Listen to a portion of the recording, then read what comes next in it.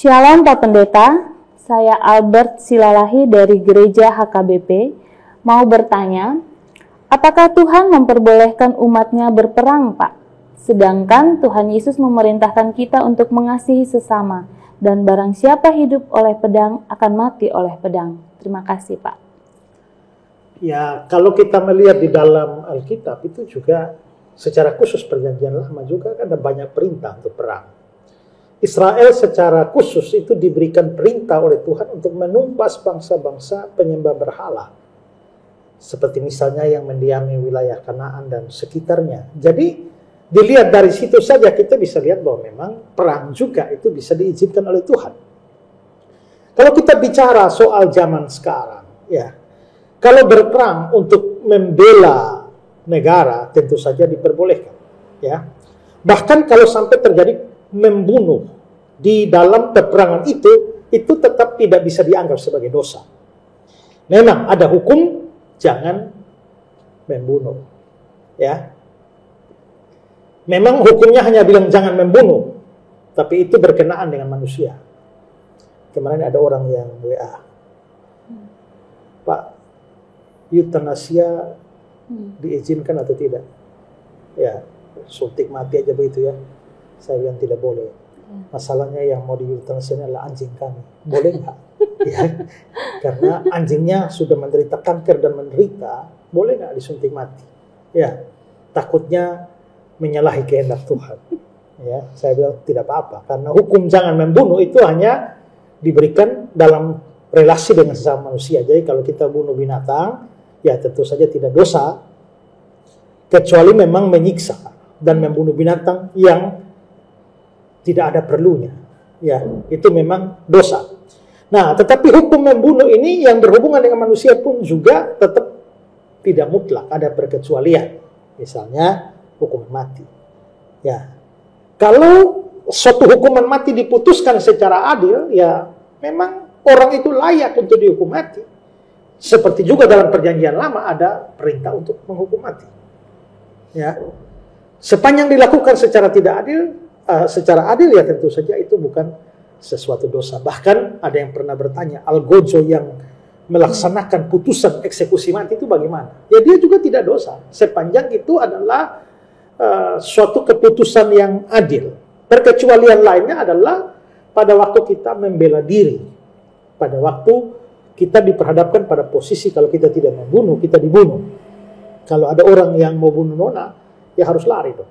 Ya. Tapi kalau sampai lari sampai pojok dan tidak bisa lari lagi, lawan. Ya, lawan. Tiba-tiba dia maju, Nona ambil kayu pukul dan dia mati.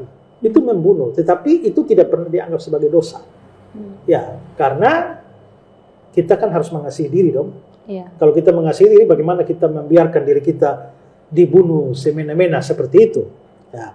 Nah, kalau membela diri secara pribadi diizinkan dan itu bukan dosa, maka membela diri secara nasional, dalam hal ini adalah perang membela bangsa dan negara yang mau diserang, ya tentu saja itu tidak dosa atau tidak dianggap sebagai sesuatu pelanggaran akan hukum yang ke-6 ini, ya. Nah, sekilas kelihatannya perang semacam itu, Tuhan kan ngajarnya mengasihi, bukan ngajar berperang. Tapi bukankah seorang tentara yang berperang membela bangsa dan negaranya itu sedang mengasihi seluruh rakyat yang di dalamnya? Bagaimana kalau mereka tidak ada dan dibasmi oleh bangsa lain? Itu juga ya salah satu bentuk dari mengasihi. Apalagi kita mau atau ya kita baru saja memperingati hari kemerdekaan kita, ya butuh cinta tanah air, ya cinta tanah air, dan karena itulah maka itu mengasihi. Salah satu bagian dari mengasihi tanah air kita ya kalau diserang ya harus membelanya. Ya, jadi tidak ada salahnya dengan berperang, tapi catatan sepanjang perang itu adalah perang yang adil dan membela, bukan perang yang bersifat agresi yang didasarkan pada kesombongan atau keserakahan untuk menaklukkan bangsa lain. Ya. Saya melanjutkan sedikit dari yang tadi penjelasan Pak Esra, kan kalau algojo itu melakukan hukuman atas perintah itu sepanjang itu adil. Ya. Kalau yang memberi pimpinan itu memberikan perintah yang tidak adil, dan dia tahu adil atau tidak. Kalau dia misalnya tidak tahu, ya dia nggak bisa dianggap bersalah dong. Karena dia melakukan tugasnya. Tapi kalau dia tahu ini nggak adil, ya mestinya dia nggak mau. Resikonya dia bisa dipecat dari pekerjaan, yaitu resiko daripada mengikuti kehendak Tuhan. Ya, sama seperti kita jujur, kita bisa dipecat. Semua pekerjaan yang bisa beresiko kalau kita mau taat kepada aturan Tuhan. Bos suruh, ayo ini bikin data keuangan yang palsu, ya kita tidak mau ikut karena takut Tuhan, ya kita dipecat. Itu semua resiko dari pekerjaan. Ya. Yayasan Karya Bakti Esra Soru atau disingkat KABES hadir sebagai wadah untuk memberitakan Injil dan melayani secara holistik. Yayasan ini didirikan oleh Pendeta Esra Alfred Soru di Kota Kupang, Nusa Tenggara Timur dan bergerak di bidang sosial dan keagamaan.